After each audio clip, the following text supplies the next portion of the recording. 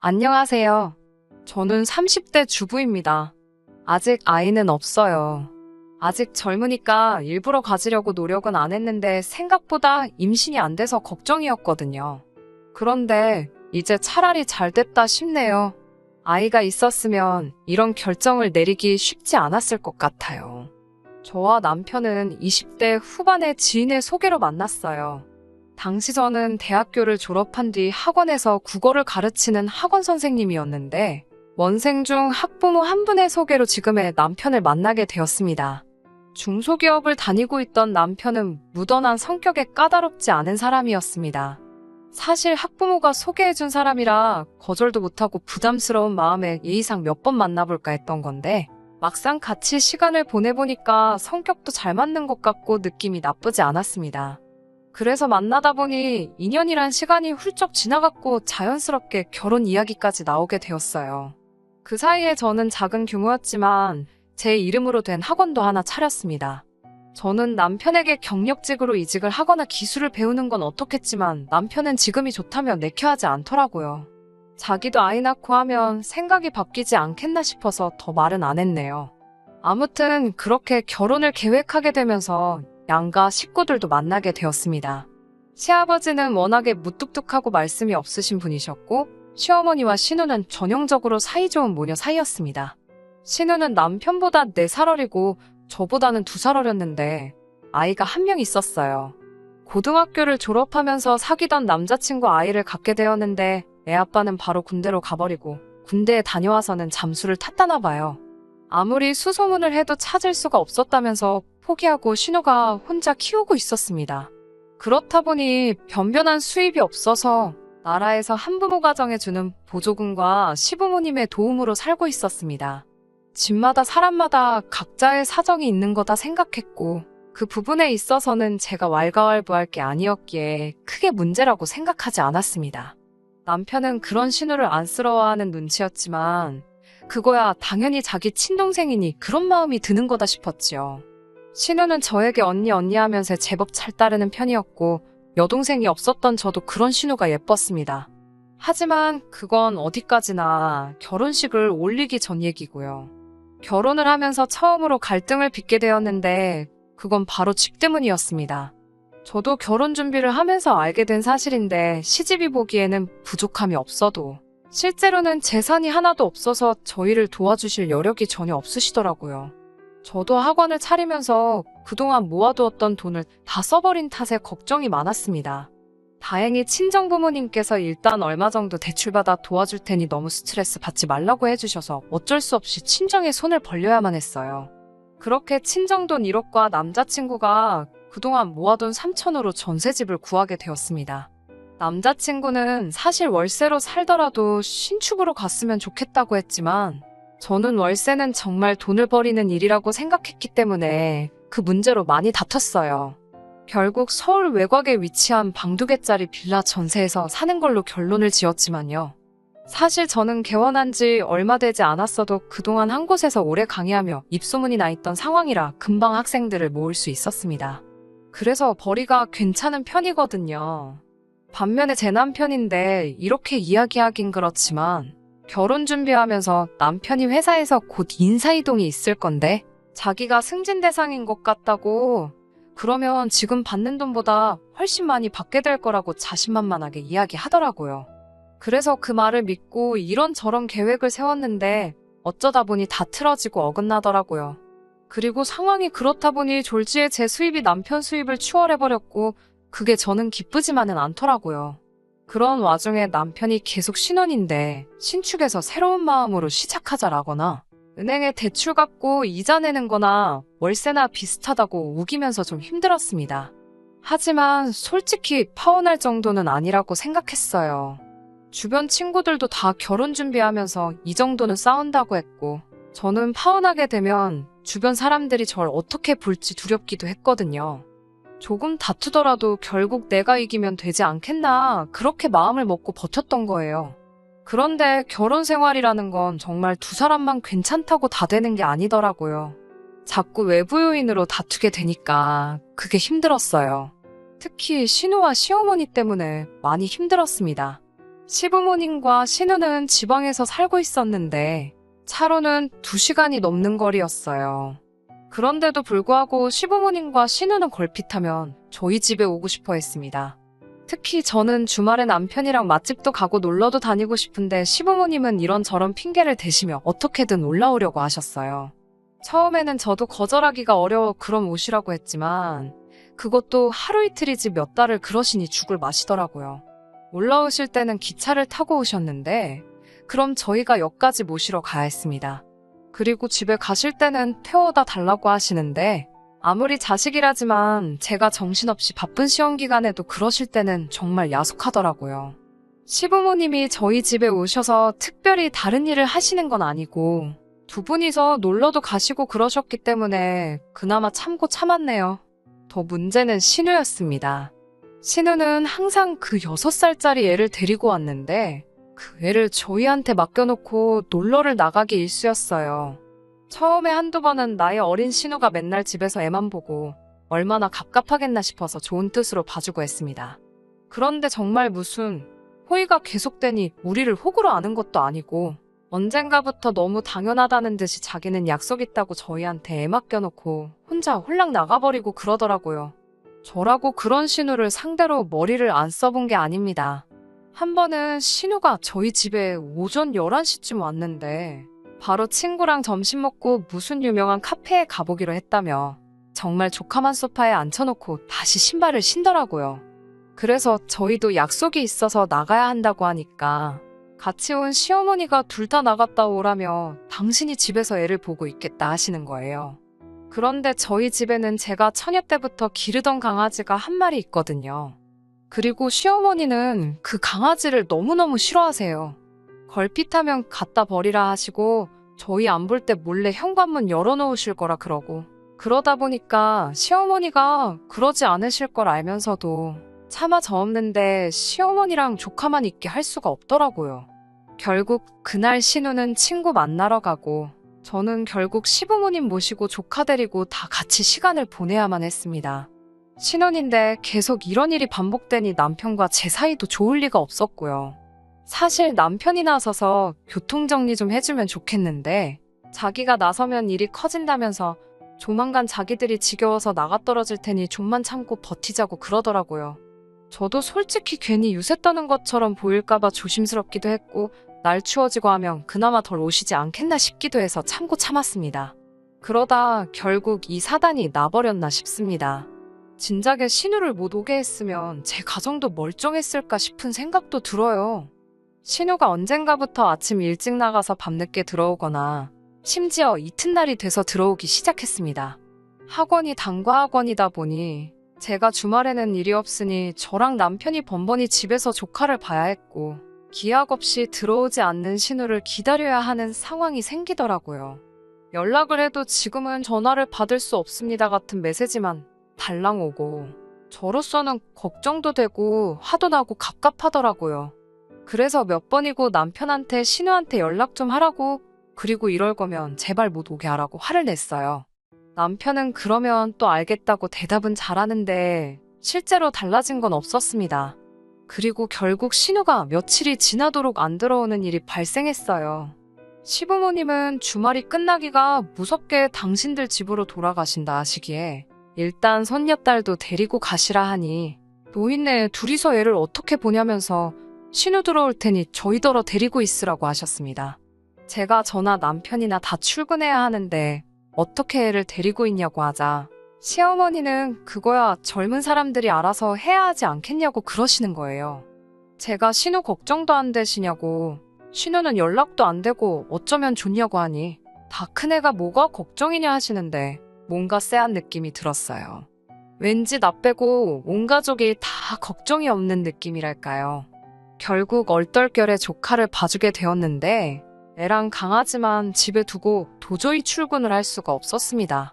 남편은 6살이면 다 큰 거라고 그냥 두고 가라는데 그러다 무슨 일이라도 생기면 그 원망을 내가 어떻게 다 감당하나 싶어서 어쩔 수 없이 학원에 데리고 갔습니다. 그래도 다행히 제가 혼자 하는 학원이고 학생들도 어린 조카를 귀여워해 주었지만 언제까지 이럴 수도 없는 노릇이었어요. 학부모들이 그 사실을 알고 혹시 수업에 지장이라도 있을 거라 생각하면 학원 평판에도 문제가 생길 테니까요. 결국 신우가 돌아오지 않은 지도 사흘 정도 지났을 무렵 제가 남편한테 신우가 어딨는지 정말 모르냐고 하니까 자긴 모른다고 딱 잡아떼길래 그럼 경찰에 실종신고부터 하자고 하니까 경찰서에 가봤자 한두 살 먹은 애도 아니고 그냥 가출신고로 접수나 될 거라면서 저보고 제발 일 복잡하게 만들지 말고 좀만 기다리라고 그러더군요. 알아보니까 저 혼자서는 자격미달로 신고도 할 수 없었고요. 그나마 다행인 건 학원 방학이 다가오고 있었기에 저는 혼자서 신우를 찾아내기로 마음을 먹었습니다. 다가오는 추석에 시부모님 선물이라도 하나 해드릴까 하여 모으던 돈이 있었거든요. 그런데 신우가 이 지경을 만들어놨는데도 손 놓고 계시는 게 너무 야속하고 미워서 저는 그 돈을 신우 찾는데 쓰기로 했습니다. 그리고는 심부름센터에 가서 신우를 찾아달라고 했어요. 그리고 정말 걱정한 게 우스울 만큼 하루도 걸리지 않아서 신우를 찾아내더라고요. 신우는 저희 집에서도 멀지 않은 곳에서 머무르고 있었습니다. 찾아준 사람들 말에 의하면 남자랑 같이 있는 것 같다는데 황당하고 괘씸하더라고요. 아무리 남자가 좋아도 그렇지 어떻게 엄마란 사람이 애를 다른 사람 손에 맡기고 그러고 다닐 수가 있지 싶은 거예요. 저는 남편에게 당장 이 소식을 알려야만 했습니다. 그런데 정작 남편은 제 이야기를 듣고도 그다지 크게 놀라는 기색이 없었어요. 설마 알고 있었어? 라고 물으니 뭐 동생 일이니까 오빠가 그 정도는 알고 있었지라면서 말끝을 흐리는 거예요. 그래서 제가 어이가 없어서 어떻게 그런데 나한테는 한마디 말도 안 할 수가 있어? 라고 물었습니다. 그러자 말했으면 당신이 가만히 있었겠냐고 오히려 되묻더라고요. 그래도 이렇게 막무가내로 나한테 애까지 맡겨놓고 그러는 건 아니지 않냐니까. 너가 출근하는 것도 아니잖아. 이러는 거예요. 그래서 뭐라고? 나도 일하거든. 나는 출근 정도가 아니고 내 사업장 대표라고. 소리를 치니까 남편이 그거 뭐 혼자 애들 좀 가르치는 걸로 너무 어깨 힘주는 거 아니야? 라면서 갑자기 사람을 이상한 쪽으로 몰아가더라고요. 저는 신우를 가지고 남편이랑 말 섞어서 좋을 게 없겠다 싶어서 시부모님께 전화를 드렸습니다. 시부모님께 지금 어떤 상황인지 전화를 드리니 시어머니는 오히려 저에게 너는 어떻게 신우 뒷조사를 할 수 있냐면서 그건 신우를 모욕하는 일이라고 참 경우가 없다면서 혀를 차시더라고요. 그 말 수 없던 시아버지도 사람마다 각자 사정이 있는 건데 윗사람으로서 좀 기다려줬으면 좋겠지 않겠냐고 되물으시고요. 저는 어이가 없어서 다들 신우가 어떤 남자랑 있느라 며칠째 집에도 안 오고 있는데 그런 건 아무 신경도 안 쓰이시냐고 물었습니다. 시어머니는 저더러 별걸 다 참견한다면서 다 알고 있었으니까 가만히 있었지 라며 소리를 빽 지르시더군요. 저는 순간 내가 지금 뭘 들은 거지 싶었습니다. 그러니까 나만 빼고 다들 신우가 어디서 뭐하고 다니는지 알고 있었으면서 나한테 애까지 맡겨놓고 모르는 척 했다는 건가? 정말 사람을 바보 취급해도 정도가 있지라는 생각이 들자 정말 속된 말로 머리가 돌아버릴 것 같더군요.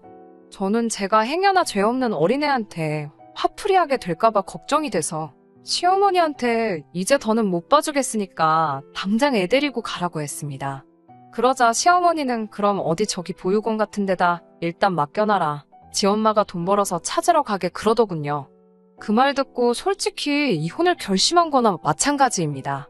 어떻게 할머니란 사람 입에서 저런 소리가 나올 수 있나요? 설령 신우가 진짜로 자기 딸을 보육원에 맡길지라도 차마 제가 조카를 그곳에 데려다 놓을 순 없었습니다. 그렇다고 제가 계속 조카를 봐주고 싶지도 않았고요.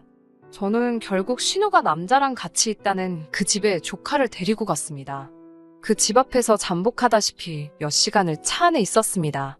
그나마 얌전한 조카도 차 안에만 있는 게 지겨웠는지 고모, 엄마 언제 와? 이러면서 저한테 칭얼대더라고요. 그런데 오늘은 글렀나 싶어서 집에 가려는 그때였습니다. 옷을 무슨 새내기 대학생 마냥 차려입은 신우가 어떤 남자 팔에 팔짱을 꼭 끼고 골목을 돌아서 나오더라고요. 보는데 황당하고 어이가 없었습니다. 제가 조카를 데리고 차에서 내리면서 맞은편에서 오던 신우와 눈이 마주쳤어요. 그러자 신우가 화들짝 놀라며 발걸음을 돌리려고 하더라고요. 제가 신우 이름을 불렀지만 신우가 못 들은 척을 하더라고요. 그렇지만 조카가 신우를 봤는지 엄마 하면서 달려가더라고요. 그러자 신우도 반사적으로 다시 뒤를 돌아봤고요. 조카가 엄마 하고 달라드니 신우도 밀어내지 못하더군요. 신우 옆에 있던 남자는 무슨 상황인지 갈피를 잡지 못하고 혼란스러운 얼굴을 하고 있었습니다. 제가 그 남자에게 안녕하세요. 저희 신우 친구분이세요? 하고 말을 걸었습니다.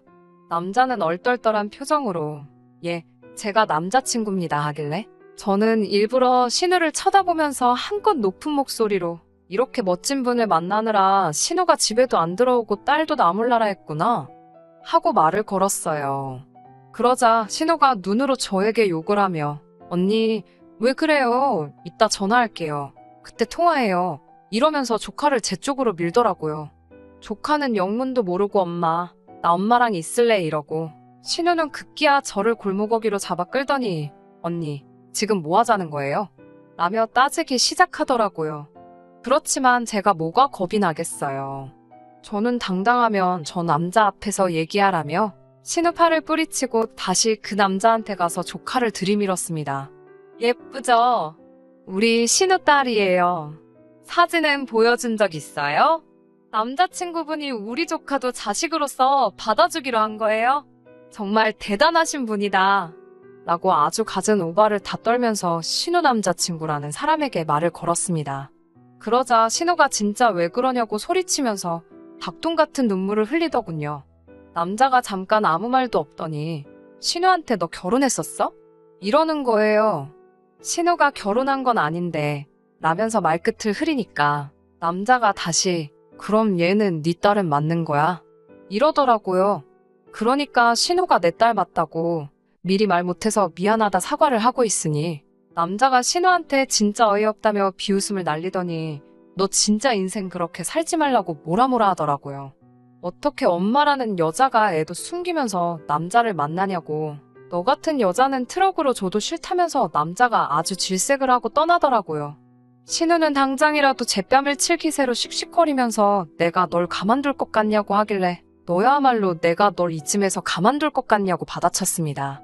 그 길로 신우 품에 조카 줘버리고 집에 오니 벌써 남편은 신우한테 들었는지 아주 얼굴이 벌개져서 벼르고 있었다는 표정이더라고요. 하지만 저도 이미 이 식구들이 다 저를 바보등신으로 만들었다는 걸 알았기 때문에 일단 가족관계에 아무런 미련도 없었거든요. 그래서 그런 남편을 보고는 뭐 열받아 아주 웃기고 앉아있네 한마디 해주고선 남편 짐을 챙기기 시작했습니다. 이윽고 시모한테도 전화가 와서는 네가 기어이 우리 딸 혼삽기를 다 막았다면서? 라고 대뜸 성질부터 부리더니 너 때문에 우리 딸 인생 망쳤다고 저보고 보상하라고 악을 쓰더라고요. 알고 보니까 그 남자가 의대를 졸업하고 서울 모 병원에서 레지던트 하면서 자취를 하고 있었나 봐요. 그러다 술자리에서 신우랑 알게 됐는데 신우가 팔자 좀 고쳐보겠다고 그날 어떻게 하루를 같이 보냈던 걸 빌미로 아주 사귀자고 들이대다가 어떻게 잘 풀렸는지 연애까지로 발전했던 사이랍니다. 그런데 제 덕에 산통을 깼다면서 다들 제 탓만 하더라고요. 진짜 뭐 이런 집구석이 다 있나 싶어서 남편한테 그냥 이혼하자고 했어요. 가전제품이랑 가구 대부분 다 저랑 남편이 각자 자취하면서 쓰던 거 그대로 들고 왔었고 전세 자금으로 들어간 1억 3천이 전부였는데 그중 남편 몫은 3천 정도였으니 그건 제가 지금 당장이라도 줄 수 있다고. 그러니까 이혼하자고 그랬습니다. 남편은 자기가 왜 이혼을 하냐? 그리고 왜 내 몫이 3천밖에 안 되냐고 따져묻더라고요. 여태까지 자기가 벌어다 준 돈이 얼만지는 아냐면서요. 네 벌이야 뻔하지 않냐. 그놈의 승진은 대체 언제 된다는 거냐. 아주 대판 싸웠어요. 이 집에 들어간 돈 3천이 전부고 네가 번 돈 가지고 생활비도 겨우 한다고요. 결국 그 문제로 며칠을 서로 씨름을 하다 제가 변호사를 선임해버렸습니다. 변호사 말로는 지금 이혼의 귀책 사유가 남편을 비롯한 시댁에 있기 때문에 어차피 소송으로 가도 제가 이길 확률이 높으니까 걱정 말고 진행하자 하더군요. 지금은 그래서 소송 중입니다만 별 걱정도 안 되고 솔직히 홀가분하기까지 합니다. 저희가 이혼한다고 하자 그제서야 시부모님도 정신이 들었는지 자기가 자식 일이다 보니 눈에 뵈는 게 없었다며 부모 마음 좀 이해해달라고, 그리고 저에게도 미안했다고 따로 사과하고 싶다 하시더군요. 하지만 한 번 속지 두 번 속을 수 있나요? 저는 괜찮다고 그냥 이대로 다시는 서로 안 마주치면 좋겠다고 선을 그었습니다. 그 이후에 제 귀에 들려온 바로는 신우는 그 남자한테 차인 건 물론이고 남자가 어디 인터넷 유명한 곳의 사연으로 제보까지 해가지고 정말 동네 망신을 당한 것 같더라고요. 솔직히 저는 지금이라도 신우가 마음 고쳐먹고 성실히 애 키우면 살면 좋겠습니다. 그럼 누가 아나요? 정말 그런 신우를 품어줄 좋은 남자가 나타날 수도 있잖아요. 그리고 남편은 맨날 혼자 김칫국 마시며 승진 타령해대더니 결국 귀향이나 다름없는 지방 발령받고 고향도 아닌 지방으로 쫓겨나듯 내려가게 되었습니다. 저더러 같이 가자고 거기 가면 시부모도 없고 신우도 없고 오롯이 우리 단둘이서 아무 방해 없이 처음부터 다시 시작하자는데 그 면상에다 물 한 잔 끼얹을까 하다 인생이 불쌍해서 봐줬네요. 저요? 저는 요즘 학생들을 위한 수능 교재를 만들고 있습니다. 얼마 전에는 교육방송에서 같이 일해보지 않겠냐고 연락도 왔고요. 혼자가 되면서 쓸데없는 곳에 정신과 시간을 뺏기지 않으니까 일의 효율성도 늘고 돈도 잘 모이고 너무 좋아요. 이혼이라는 결정을 내리게 된 것에 한 점 후회가 없습니다. 한동안은 일에만 몰두하며 살아보려고 해요. 끝까지 들어주셔서 감사합니다. 오늘의 사연은 여기까지입니다. 구독과 좋아요, 알람 설정 부탁드리고 더 좋은 사연으로 다시 찾아뵙겠습니다. 감사합니다.